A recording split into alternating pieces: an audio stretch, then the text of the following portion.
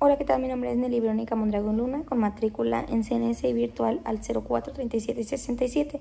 Resido en la ciudad de Morelia, Michoacán, y curso la licenciatura en Derecho.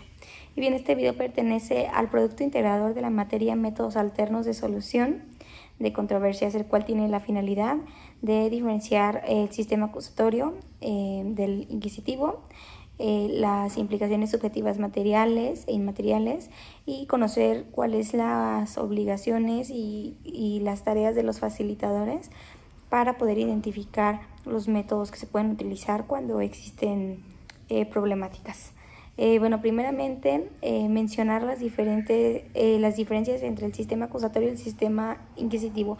El sistema de justicia inquisitivo es un modelo que se ha utilizado desde la antigüedad, y en este el imputado pues se perseguía penalmente, es decir, no como un sujeto de derechos y titular de garantías frente a lo que era el Estado. En este caso el acusado debía probar al juez su inocencia.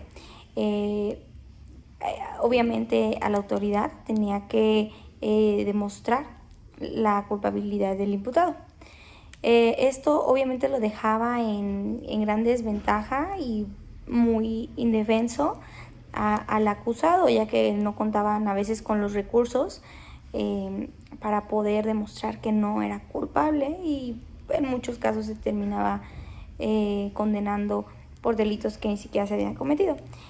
Por otro lado, el acusatorio, bueno, en este caso el sistema acusatorio ahora se basa en que en una existencia necesaria por parte del acusadora ejerza la acción penal. Esta es distinta e independiente a lo que es el juez. Corresponde al Ministerio Público, y bueno, en este caso el imputado está bajo la calidad de sujeto a quien corresponde una serie de garantías penales. En este caso se pretende equilibrar los intereses de la impartición de la justicia, del daño obviamente de lo que viene siendo la víctima y de lo que es el imputado. Se trata de equilibrar. Ahora, explicar cuáles fueron las nuevas normativas que se agregaron a partir de la reforma constitucional del 2008 y la implementación del nuevo sistema de justicia penal en México. Bueno, entre los aspectos más destacables de esta reforma constitucional que se dio en el año 2008 se encuentra la inclusión de la figura de los mecanismos alternativos de solución de controversias.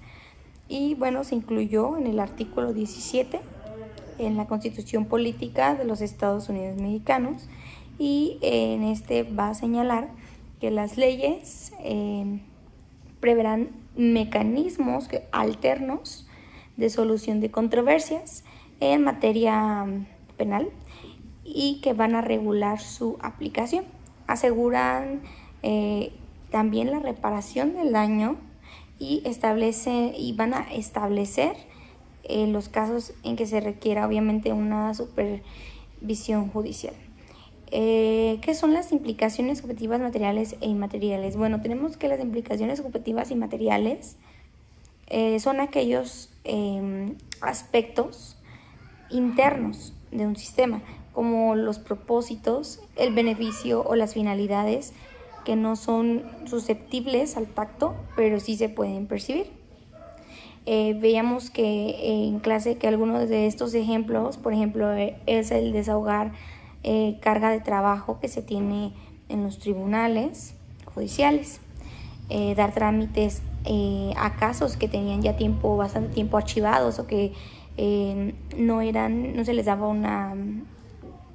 una continuidad, y que pues obviamente son por su nivel de gravedad, que no eran considerados importantes para pues las autoridades, y se daba seguimiento. Tenemos también las implicaciones objetivas materiales. En este caso los implicados objetivas son aspectos físicos que persiguen por el tacto de la vista, como los objetos y las personas o las cosas. Ahora, los puntos que conforman el título primero y el título segundo. Bueno, primeramente el título primero, las disposiciones de esta ley van a ser de orden público y de interés también social y de observancia general en todo lo que es el territorio nacional.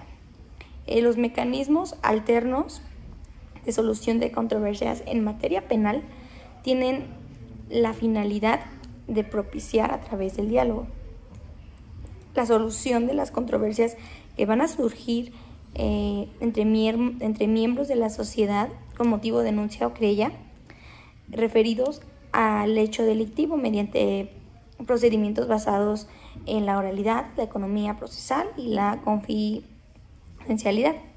Tenemos en este caso que el legislador menciona como principios los siguientes, que tiene que ser voluntario, que tiene que haber voluntariedad, información, confidencialidad, reflexividad y simplicidad, imparcialidad, equidad y honestidad. Mientras tenemos que en el segundo título, en este apartado, la ley dispone los derechos y las obligaciones entre los intervenientes respecto al desarrollo de estos métodos alternos. Tenemos que las disposiciones comunes van a ser mediación, de conciliación, de junta restaurativa y de reglas generales de los mecanismos alternos.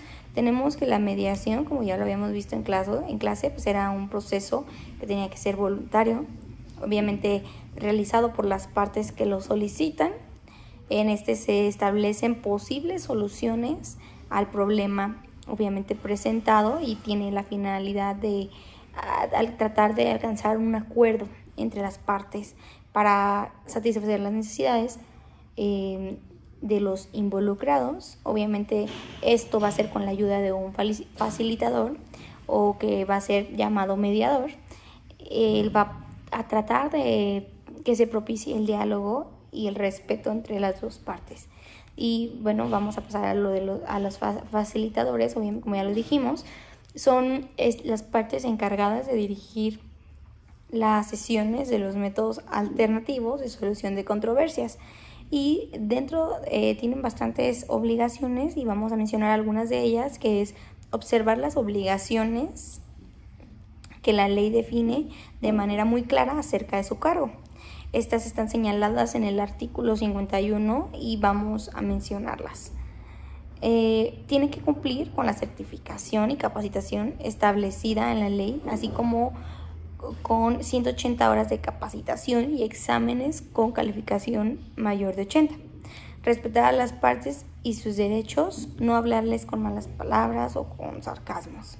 Tienen que ser profesionales, tienen que ser congruentes, transparentes y actuar con principios, con valores y bajo los principios de los métodos alternos establecidos en la ley. No hablar de respeto a quien se agreda a las partes. Vigilar que no se afecten los derechos de terceros, también los menores ni de la comunidad. No actuar como testigo, abogado o representante de los asuntos relativos a los métodos alternos. No dar opiniones sobre algún hecho parecido o similar que haya presenciado. Abstenerse únicamente de conocer un caso cuando tenga algún interés en alguna de las dos partes. Solicitar a los intervenientes la información que consideren necesaria para cumplir su función, su origen, conflicto, duración y relación de las partes. Explicar de forma clara cuáles son los alcances del mecanismo seleccionado y cerciorarse que se les haya entendido. Preguntar a las partes también si comprenden que los métodos alternos de solución no obligan al cumplimiento, sin embargo son una forma pacífica de cumplir voluntariamente un acuerdo. Verificar que los intervenientes participan de forma libre y voluntaria. Cuestionarlos sobre si acuden bajo su propia voluntad o si son obligados a ir. Y asegurarse que todos los acuerdos alcanzados de las partes sean también legales y viables. Que los acuerdos no vayan en contra de la ley es decir, que no sean esclavos de otra persona ni por algo, nada más. Mantener la confidencialidad de la información a la que se tenga acceso por motivo de la sesión, y pues obviamente no tienen que divulgar a otras personas lo que se escucha en las sesiones. Bueno, estas son las preguntas que se piden en esta actividad de producto integrador. Muchas gracias.